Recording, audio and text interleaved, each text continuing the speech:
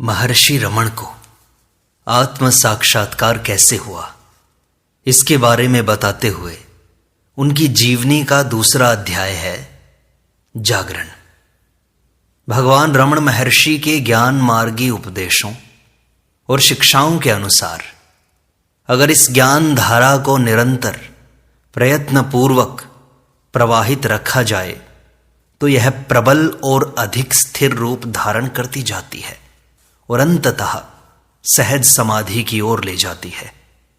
सहज समाधि की अवस्था में व्यक्ति अपने शुद्ध दिव्य स्वरूप में रहते हुए जीवन के सामान्य कार्यकलाप करता रहता है। पृथ्वी पर इस जीवन में इस स्थिति को प्राप्त करना वस्तुतः दुर्लभ है। यह जीवन तो साक्षात्कार की ओर लंबी तीर्थ यात्रा का केवल एक भाग है और प्रत्येक यात्री इसे उस बिंदु से प्रारंभ करता है जहां वह पहले पहुंच चुका है। जैसे कि एक तीर्थयात्री रात को सो जाता है और अगले प्रातः काल उसी स्थान पर उठ खड़ा होता है।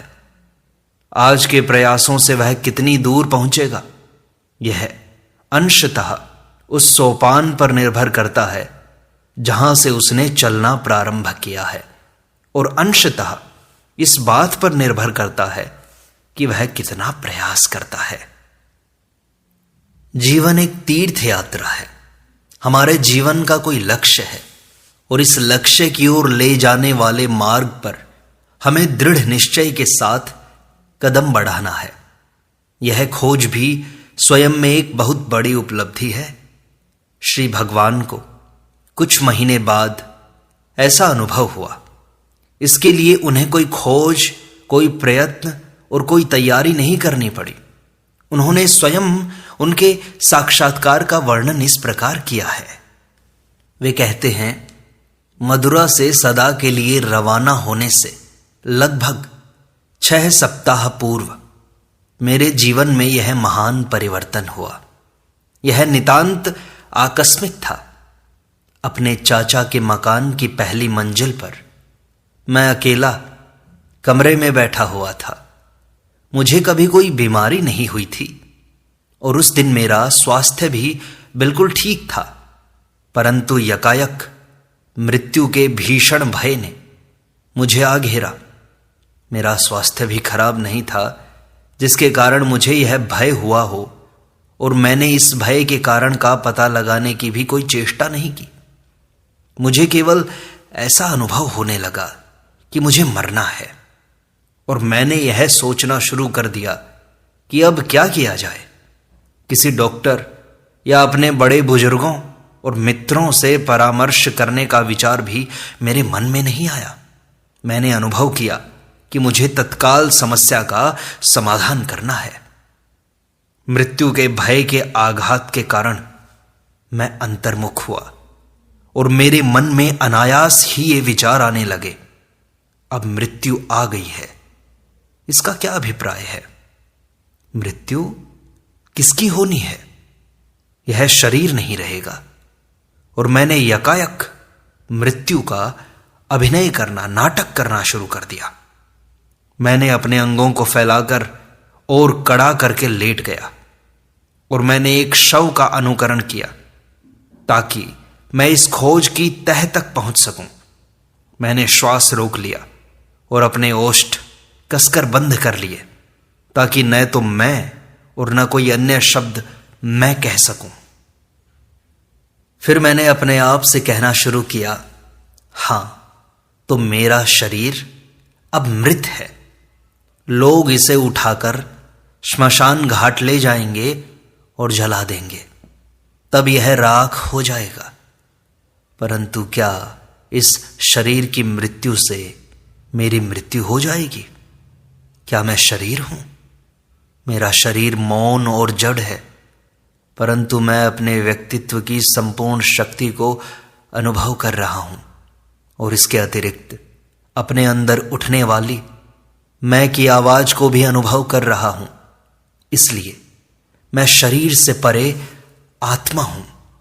शरीर की मृत्यु हो जाती है, परंतु आत्मा को मृत्यु स्पर्श तक भी नहीं कर सकती। इसका अभिप्राय है मैं अमर आत्मा हूं। यह सब शुष्क विचार प्रक्रिया नहीं थी, केवल मात्र विचार नहीं थे। जीवित सत्य की भांति अत्यंत स्पष्टता पूर्वक ये विचार मेरे मन में बिजली की तरह कौंध गए।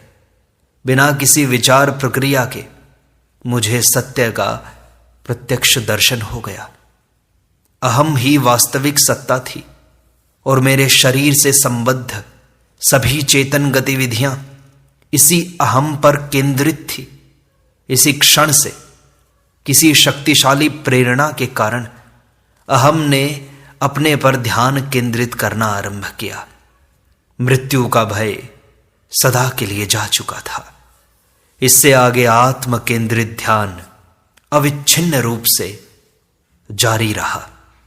संगीत के विभिन्न स्वरों की भांति अन्य विचार आते और चले जाते, परंतु अहम उस आधारभूत श्रुति स्वर के समान जारी रहा जो सभी अन्य स्वरों के मूल में समाहित और सम्मिश्रित है। मेरा शरीर वार्तालाप, अध्ययन या किसी अन्य कार्य में भले ही लीन हो, परंतु मेरा ध्यान अहम पर केंद्रित था।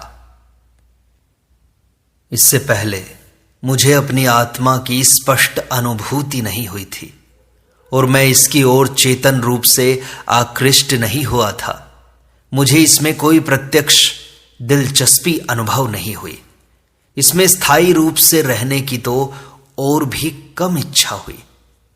बिना किसी आडंबर और वाक प्रपंच के अगर सीधे सादे शब्दों में कहें तो यह अवस्था अहम भाव से भिन्न नहीं, परंतु इसका एकमात्र कारण मैं और आत्म शब्दों की अस्पष्टता है। मृत्यु के प्रति हमारी धारणा के कारण यह अंतर पैदा होता है, क्योंकि जिसका ध्यान अहम में केंद्रित होता है, जो अहम को एक पृथक व्यक्ति के रूप में देखता है, वही मृत्यु से भयभीत होता है।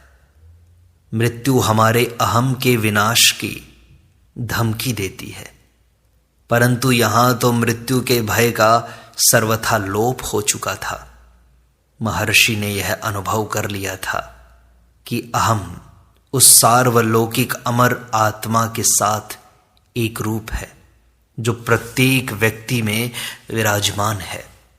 यह कथन भी ठीक नहीं कि वे जानते थे कि वे विश्वात्मा के साथ एक रूप हैं। इससे तो ऐसा लगता है कि अहम की पृथक सत्ता है जो इसे जानता है, जबकि महर्षि ने यह अनुभव कर लिया था कि वे आत्मा हैं। कुछ वर्ष बाद श्री भगवान ने एक पाश्चात्य जिज्ञासु श्री पॉल ब्रंटन के सम्मुख इस अंतर की इस प्रकार व्याख्या की थी।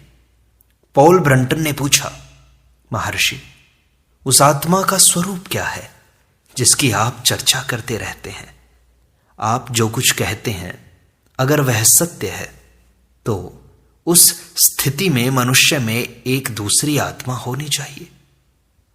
महर्षि कहते हैं, क्या एक व्यक्ति के दो स्वरूप, दो आत्माएं संभव हैं क्या? इस विषय को समझने के लिए पहले यह आवश्यक है कि मनुष्य अपना विश्लेषण करे। चूंकि वह लंबे अरसे से अन्य लोगों की तरह सोचता आया है, इसलिए उसने कभी सच्चे ढंग से अहम का सामना नहीं किया है। उसके सम्मुख अपनी ही सही तस्वीर नहीं है। उसने लंबे अरसे से शरीर और मस्तिष्क के साथ अपने को एक रूप अनुभव किया है। इसलिए मैं आपसे कहूंगा कि आप इस सत्य का अन्वेषण करें कि मैं कौन हूं। आपने इस यथार्थ आत्म तत्व का वर्णन करने के लिए मुझसे कहा है। इसके बारे में क्या कहा जाए? यह तो वह तत्व है जिसमें से वैयक्तिक मैं की भावना पैदा होती है और इसी में वह लय हो जाती है। पॉल ब्रंटन आगे पूछते हैं, लय होना? कोई अपने व्यक्तित्व की भावना को किस प्रकार भुला सकता है महर्षि? महर्षि कहते हैं, प्रत्येक मनुष्य के मन में सर्वप्रथम और सर्वप्रधान विचार मैं का होता है। इस विचार के बाद ही अन्य कोई विचार जन्म ले सकते हैं। प्रथम उत्तम पुरुष के सर्वनाम मैं के मन में आने के बाद ही द्वितीय मध्यम पुरुष के सर्वनाम तुम की उत्पत्ति होती है। अगर आप मानसिक रूप से मैं के सूत्र का अनुसरण कर सकें तो आपको यह पता चलेगा कि जिस प्रकार यह सर्वप्रथम उत्पन्न होने वाला विचार है, उसी प्रकार यह सबसे अंत में लोप होने वाला विचार भी है। इसे आप अनुभव द्वारा जान सकते हैं। श्री ब्रंटन पूछते हैं, आपका कहने का अभिप्राय यह है कि इस प्रकार अपने आप में मानसिक अन्वेषण संभव है? महर्षि कहते हैं, निश्चित रूप से अपने अंदर प्रवेश करना संभव है और अंततः धीरे धीरे अंतिम विचार मैं का लोप हो जाता है। ब्रंटन आगे पूछते हैं, इसके बाद क्या बचता है महर्षि? इस अवस्था में क्या व्यक्ति बिल्कुल अचेतन बन जाता है या बिल्कुल ही मूर्ख बन जाता है? महर्षि कहते हैं, नहीं, इसके विपरीत उसमें वह चैतन्य प्रकट होता है जो अमर है, और तब वह वस्तुतः बुद्धिमान बन जाता है जब उसे अपने वास्तविक स्वरूप का पता चलता है। मनुष्य का वही तो वास्तविक स्वरूप है। पॉल ब्रंटन आगे पूछते हैं, परंतु निश्चित ही मैं का भाव इसके साथ संबद्ध है? महर्षि कहते हैं, मैं का भाव व्यक्ति, शरीर और मस्तिष्क से संबद्ध है। जब मनुष्य अपने वास्तविक स्वरूप को पहचान लेता है, तब प्रथम बार उसकी अस्तित्व की गहराइयों में से कोई ऐसी चीज जन्म लेती है जो उस पर पूरी तरह हावी हो जाती है। यह चीज हमारे मन के पीछे है। यह असीमित, दिव्य और शाश्वत है।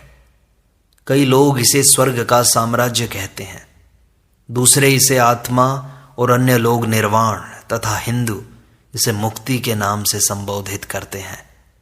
आप जो भी नाम चाहें इसे दे सकते हैं। इस अवस्था में मनुष्य अपने को खोता नहीं है, बल्कि पा लेता है। जब तक मनुष्य इस सत्य आत्म तत्व की खोज नहीं करेगा, संशय और अनिश्चय उसे जीवन भर घेरे रहेंगे। महान सम्राट और राजनीतिज्ञ दूसरों पर शासन करने का प्रयत्न करते हैं, जबकि वे अपने हृदय के अंतस्थल में यह अच्छी तरह जानते हैं कि वे अपने पर शासन नहीं कर सकते।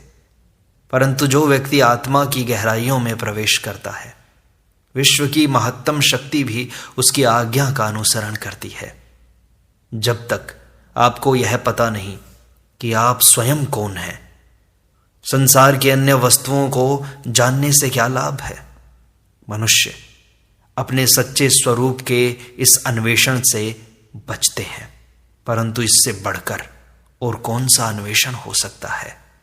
इस संपूर्ण साधना में मुश्किल से आधा घंटा लगा, तथापि हमारे लिए यह महत्वपूर्ण है कि यह एक साधना थी। यह प्रकाश प्राप्ति का प्रयास है, निष्प्रयास जागरण नहीं है।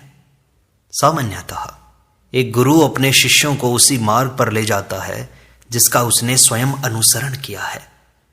श्री भगवान ने आधा घंटे के अंदर न केवल जीवन भर की, बल्कि अधिकांश साधकों के अनेक जीवनों की साधना पूरी कर ली। इससे यह तथ्य नहीं बदलता कि यह आत्म अन्वेषण का प्रयास था। उन्होंने बाद में अपने अनुयायियों से इसी का अनुसरण करने के लिए कहा था। उन्होंने अपने भक्तों को यह चेतावनी दी थी कि आत्म अन्वेषण से सामान्यतः सिद्धि शीघ्र नहीं मिलती। इसके लिए काफी लंबे अरसे तक प्रयास करना पड़ता है। साथ ही उन्होंने यह भी कहा कि यही एकमात्र प्रत्यक्ष निर्भ्रांत साधन है उस निरपेक्ष परम सत्ता की अनुभूति का जो आप स्वयं वस्तुतः हैं। उन्होंने कहा कि इससे तत्काल ही रूपांतरण की प्रक्रिया प्रारंभ हो जाती है, भले ही इसके पूर्ण होने में देर क्यों न लगे। परंतु जो ही अहम भाव अपने को जानने का प्रयास करता है, यह शरीर में कम से कम रमता है जिसमें यह समाहित है, और आत्म चैतन्य में अधिक से अधिक। यह भी महत्वपूर्ण बात है कि साधना के सिद्धांत या व्यवहार के संबंध में कुछ भी न जानते हुए श्री भगवान ने एकाग्रता के लिए प्राणायाम का आश्रय लिया। उन्होंने यह भी स्वीकार किया कि प्राणायाम से एकाग्रता में सहायता मिलती है। उन्होंने अन्य किसी प्रयोजन के लिए प्राणायाम के प्रयोग को निरुत्साहित किया और वस्तुतः अपने शिष्यों को इसका कभी आदेश नहीं दिया। वे कहते हैं, प्राणायाम भी एक साधन है। यह उन विभिन्न विधियों में से है जिनका प्रयोग चित्त की एकाग्रता के लिए किया जाता है। प्राणायाम से इधर उधर भटकते हुए मन को नियंत्रित करने और एकाग्रता प्राप्त करने में सहायता मिलती है, इसलिए इसका प्रयोग भी किया जा सकता है। परंतु व्यक्ति को यहीं नहीं रुक जाना है। प्राणायाम द्वारा मन पर नियंत्रण प्राप्त करने के बाद व्यक्ति को इससे प्राप्त अनुभव से ही संतुष्ट नहीं हो जाना चाहिए, अपितु नियंत्रित मन को मैं कौन हूं इस प्रश्न की ओर तब तक लगाना चाहिए जब तक कि मन आत्मा में लीन न हो जाए। चैतन्य की इस परिवर्तित अवस्था के कारण श्री महर्षि के मूल्यों के अर्थ और आदतों में परिवर्तन हो गया। जो चीजें उन्हें पहले अत्यंत महत्वपूर्ण प्रतीत होती थीं, अब उनका सारा आकर्षण जाता रहा। जीवन के परंपरागत ध्येय अवास्तविक हो गए। जिस वस्तु की पहले उपेक्षा की जाती थी, वह अत्यंत महत्वपूर्ण प्रतीत होने लगी। इस चैतन्यमयी नवीन स्थिति के अनुरूप जीवन का अनुकूलन उस किशोर के लिए सरल नहीं रहा होगा जो अभी स्कूल का विद्यार्थी था, जिसने आध्यात्मिक जीवन का कोई सैद्धांतिक प्रशिक्षण प्राप्त नहीं किया था। उसने इस बारे में किसी से बात तक नहीं की थी। वह परिवार में ही रहा और उसने स्कूल जाना जारी रखा। तथ्य तो यह है कि उसने बाह्य परिवर्तन कम से कम किया, तथापि उसके परिवार के लोग अनिवार्यतः उसके परिवर्तित व्यवहार को जान गए और उन्होंने उसकी कई बातों का बुरा भी माना। इसका भी महर्षि ने वर्णन किया है। वे कहते हैं, इस नए चैतन्य के परिणाम मेरे जीवन में दृष्टिगोचर होने लगे। सर्वप्रथम मित्रों और संबंधियों में मैंने दिलचस्पी लेना बंद कर दिया। मैं अपना अध्ययन यांत्रिक भाव से करने लगा।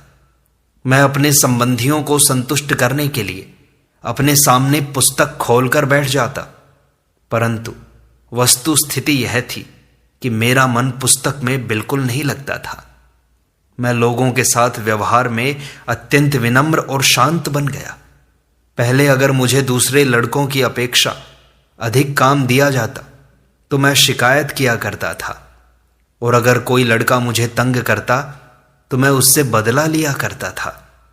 किसी भी लड़के में मेरा मजाक उड़ाने या मेरे साथ उच्छृंखलता पूर्वक व्यवहार करने का साहस तक नहीं था।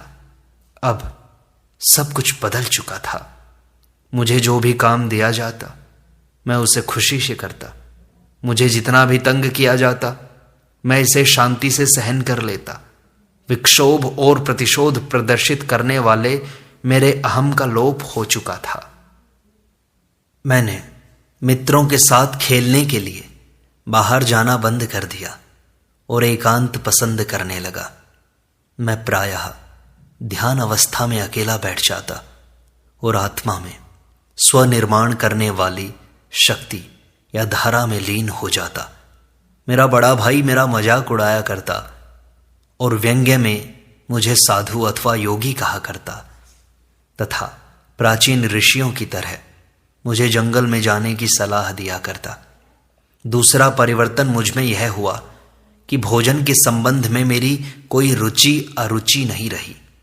जो कुछ भी मेरे सम्मुख परोसा जाता, स्वादिष्ट या अस्वादिष्ट, अच्छा या बुरा, मैं उसे समान उदासीन भाव से बस निगल जाता। एक और परिवर्तन मुझ में यह हुआ कि मीनाक्षी मंदिर के प्रति मेरी धारणा बदल गई। पहले मैं मंदिर में कभी कभी मित्रों के साथ मूर्तियों का दर्शन करने और मस्तक पर पवित्र विभूति तथा सिंदूर लगाने के लिए जाया करता था, और बिना किसी आध्यात्मिक प्रभाव के मैं घर वापस आ जाया करता था। परंतु जागरण के बाद मैं प्रायः हर सायंकाल वहां जाने लगा। मैं मंदिर में अकेला जाया करता और शिव या मीनाक्षी या नटराज और 63 संतों की मूर्तियों के सामने अविचल भाव से खड़ा हो जाता। मेरे हृदय सागर में भावना की तरंगें उठने लगती। जब आत्मा ने मैं शरीर हूं इस विचार का परित्याग कर दिया तो इसका शरीर पर से आधिपत्य जाता रहा। अब यह किसी नए आश्रय की तलाश करने लगी। मैं बार बार मंदिर जाने लगा और मेरी आत्मा द्रवित हो उठी। यह आत्मा के साथ भगवान की लीला थी। मैं जगन नियंता और सृष्टि के भाग्य विधाता, सर्वज्ञ और सर्वव्यापक ईश्वर के सम्मुख खड़ा होता और कभी कभी उससे उसकी कृपा के लिए प्रार्थना करता कि मेरी भक्ति में वृद्धि हो और वह 63 संतों की भक्ति की तरह शाश्वत बने। प्रायः मैं बिल्कुल प्रार्थना नहीं करता था और अपने अंतर्मन की गहराइयों में विद्यमान अमृत प्रवाह को अनंत सत्ता की ओर प्रवाहित होने देता। मेरी आंखों से अश्रुओं की अजस्र धारा प्रवाहित होकर मेरी आत्मा को आप्लावित कर देती। यह किसी विशेष आनंद या पीड़ा की सूचक नहीं थी। मैं निराशावादी नहीं था। मुझे जीवन के संबंध में कुछ भी ज्ञान नहीं था और मैं यह भी नहीं जानता था कि यह दुखों से भरा हुआ है। मैं पुनर्जन्म के बंधन से मुक्त होने या मुक्ति की प्राप्ति या आवेश शून्य होने की किसी इच्छा से प्रेरित नहीं था। मैंने पेरिया पुराणम, बाइबल और तायुमनावर या तेवरम के कुछ अंशों के अतिरिक्त अन्य कोई ग्रंथ नहीं पढ़े थे। मेरी ईश्वर संबंधी धारणा वही थी जो पुराणों में पाई जाती है। मैंने ब्रह्म, संसार और इसी प्रकार के अन्य तत्वों के संबंध में कभी नहीं सुना था। मुझे अभी तक यह ज्ञात नहीं था कि प्रत्येक वस्तु में एक अवैयक्तिक यथार्थ सत्ता अनुस्यूत है और ईश्वर तथा मैं दोनों इसके साथ एक रूप हैं।